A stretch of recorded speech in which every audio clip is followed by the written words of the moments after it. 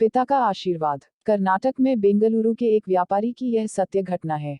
जब मृत्यु का समय सन्निकट आया तो पिता ने अपने एकमात्र पुत्र धनपाल को बुलाकर कहा कि बेटा, मेरे पास धनसंपत्ति नहीं है कि मैं तुम्हें विरासत में दूं, पर मैंने जीवन भर सच्चाई और प्रामाणिकता से काम किया है, तो मैं तुम्हें आशीर्वाद देता हूं कि तुम जीवन में बहुत सुखी रहोगे और धूल को भी हाथ लगाओगे तो वह सोना बन जाएगी।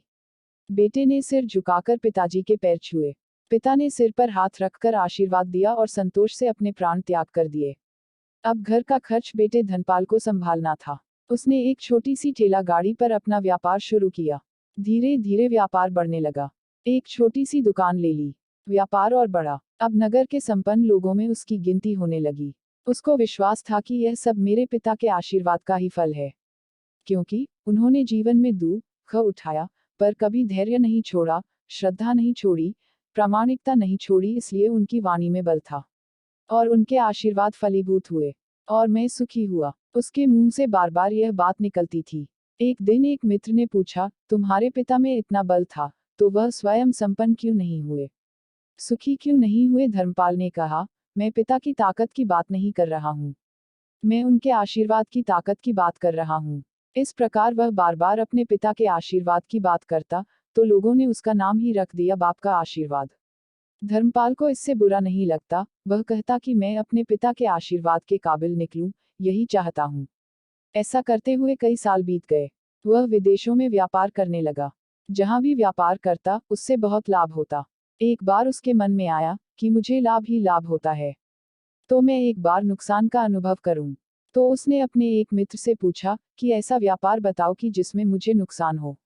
मित्र को लगा कि इसको अपनी सफलता का और पैसों का घमंड आ गया है। इसका घमंड दूर करने के लिए इसको ऐसा धंधा बताऊं कि इसको नुकसान ही नुकसान हो।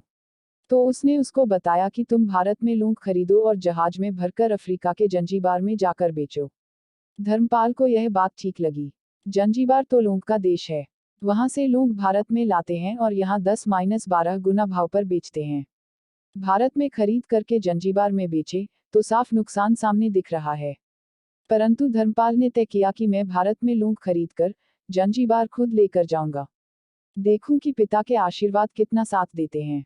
नुकसान का अनुभव लेने के लिए उसने भारत में लौंग खरीदे और जहाज में भरकर खुद उनके साथ जंजीबार द्वीप पहुंचा। जंजीबार में सुल्तान का राज्य था। धर्मपाल जहाज से उतर करके और लंबे रेतीले रास्ते पर जा रहा था वहां के व्यापारियों से मिलने को। उसे सामने से सुल्तान जैसा व्यक्ति पैदल सिपाहियों के साथ आता हुआ दिखाई दिया। उसने किसी से पूछा कि यह कौन है? उन्होंने कहा, यह सुल्तान है। सुल्तान ने उसको सामने देखकर उसका परिचय पूछा। उसने कहा, मैं भारत के गुजरात के खंभात का व्यापारी हूँ और यहाँ पर व्यापार करने आया हूँ।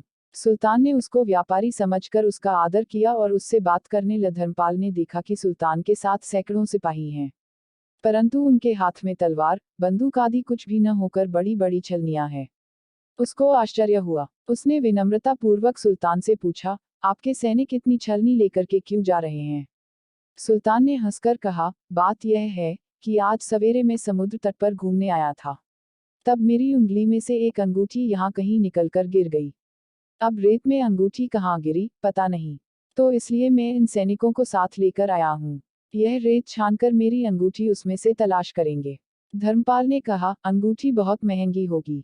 सुल्तान ने कहा, नहीं, उससे बहुत अधिक कीमत वाली अनगिनत अंगूठी मेरे पास हैं, पर वह अंगूठी एक फकीर का आशीर्वाद है।